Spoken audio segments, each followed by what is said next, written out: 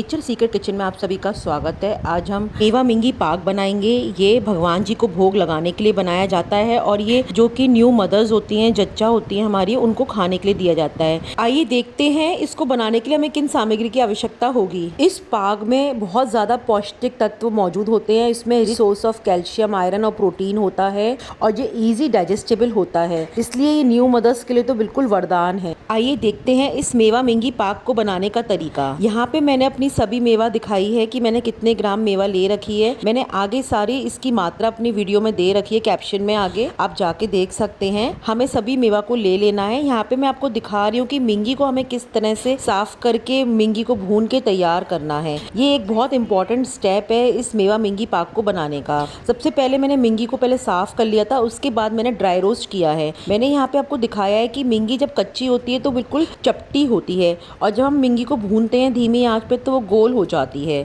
मैंने आपको फर्क बताया है, जब तक हमारी मिंगी अच्छे से गोल ना हो तब तक हमारी मिंगी अच्छे से भुनी नहीं है। भुन जाने के बाद मिंगी को मैं एक बार चलनी से जरूर छान रही हूँ, क्योंकि जो भी इसमें हल्का सा रेशा होता है या छिलका सा होता है, वो जो भुनने के बाद जो रुआ सा रेशा सा मिंगी पे आ जाता है वो सब अलग हो जाता है। आप मेरी वीडियो में देख सकते हैं। अब आप देख सकते हैं कि मिंगी मेरी ड्राई रोस्ट हो चुकी है और बिल्कुल गोल हो चुकी है। मैंने अपनी वीडियो में भी आगे दिखा रखा है कि कच्ची मिंगी किस तरह से लगती है। इसके बाद मैंने अपनी सभी मेवा को काट के तैयार कर लिया था। मैंने बादाम भी पहले ड्राई रोस्ट कर लिए थे, फिर उन्हें मैंने छुरी की सहायता से कट कर लिया था और ऐसे ही मैंने अपने काजुओं को भी ड्राई रोस्ट करके चॉप्ड कर लिया था। इस मेवा पाक को यदि आप इसी रेशियो से बनाएंगे, मेवा की मात्रा इतनी ही लेंगे, तो आपका मेवा पाक बिल्कुल परफेक्ट बनेगा। यदि आप मेवा की क्वांटिटी थोड़ी कम करना चाहते हैं तो इसमें आप खोआ ऐड कर सकते हैं। यहाँ पे मैं मेवा मिंगी पाक चीनी वाला बना रही हूँ, इसलिए मैंने खोए का इस्तेमाल नहीं किया है। खोआ डालना बिल्कुल ऑप्शनल है और मेवा मिंगी पाक आप लंबे समय तक रख के स्टोर कर सकते हैं, क्योंकि ये सिर्फ चीनी में बनके तैयार हुआ है। अब मैंने गैस पर एक कढ़ाई रख दी थी, उसमें मैंने 1 कटोरी पानी डाला था और 500 ग्राम चीनी डाली थी। अब इसको हम पकाते जाएंगे और इसकी हमें एक तार की चाशनी बना के तैयार करनी है।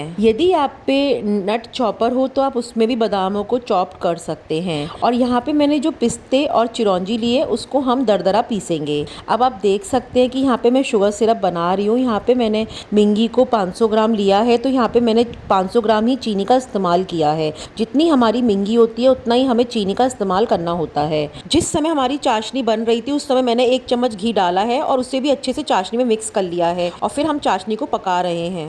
ध्यान रखना है कि इसकी चाशनी हमें एक पक्के तार की बना के तैयार करनी है। पहले जो मैंने मेवा तैयार किया उसमें मैंने कोई भी घी का इस्तेमाल नहीं किया है, तो इस रेसिपी में बिल्कुल कम घी से आपको बना के दिखा रही हूँ कि ये कितनी हेल्दी और टेस्टी बन के तैयार होगी। अब मैंने जो पिस्ते और चिरौंजी लिए थे इसको मैं बेलन से दरदरा कर ले रही हूँ, क्योंकि इसे हम चॉप करेंगे तो इसमें बहुत टाइम लगेगा और इसको हम ऊपर से डालेंगे। इनको मैंने ड्राई रोस्ट नहीं किया है, यदि हम इनको ड्राई रोस्ट करते हैं तो इनकी खुशबू चली जाती है। अब आप मेरी वीडियो में देख सकते हैं कि मेरी चाशनी का एक तार बनके अभी तैयार नहीं हुआ है, थोड़ा सा तार टूट रहा है बीच से, तो इसका मतलब हमारी चाशनी तैयार नहीं है। अब मैं आपको दोबारा से दिखा रही हूँ कि मेरी चाशनी का एक तार बिल्कुल पक्का बनके तैयार हो चुका है। हमें ध्यान रखना है कि तार हमारा थोड़ा पक्का और लंबा खिंचे, वो ही चाशनी हमें बना के तैयार करनी है। मैं आपको बार बार मेंशन करती हूँ कि चाशनी पे हमें बहुत ध्यान देना है, तभी हमारा पाक सही से सेट हो पाएगा। मैंने अपनी चाशनी को मीडियम आंच पे पकाया था, इसे 14 से 15 मिनट लगे हैं। मैं बिल्कुल परफेक्ट टाइम आपको बता रही हूँ कि मेरी चाशनी को बनने में कितना समय लगा।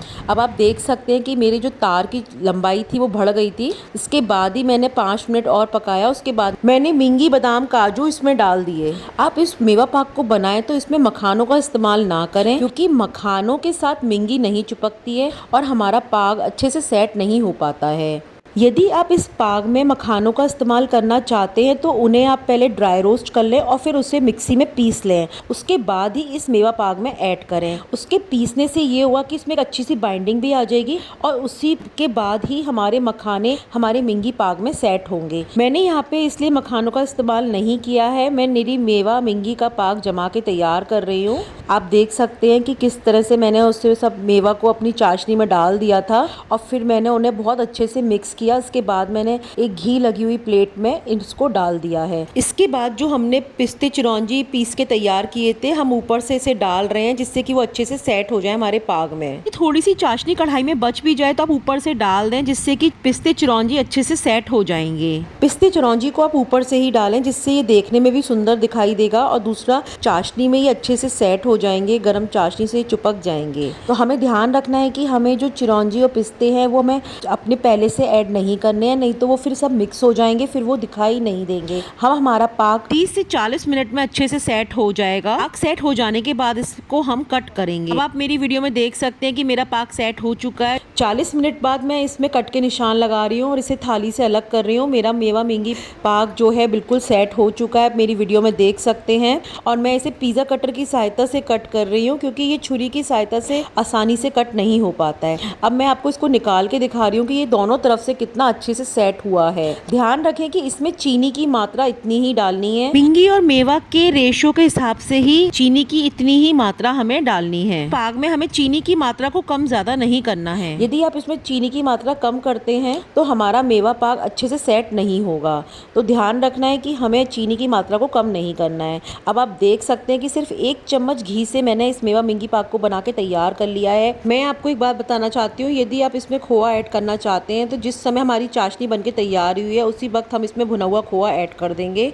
इसमें हमें 100 से 150 ग्राम खोआ ही ऐड करना है। उसके बाद हम मेवा डालकर इस पाक को जमा देंगे। मैंने इस मेवा मिंगी पाक को बनाने के सभी टिप्स और ट्रिक्स आपको बताए हैं और मैंने इसका बिल्कुल परफेक्ट मेजरमेंट दिया है। यदि आपको ये रेसिपी अच्छी लगे तो प्लीज़ मेरे चैनल को लाइक करें, शेयर करें, सब्सक्राइब करें और इंस्टाग्राम पे फॉलो करना ना भूलें और अपने कमेंट्स मेरे साथ ज़रूर शेयर करें। मैं आपके कमेंट्स का इंतज़ार करूँगी।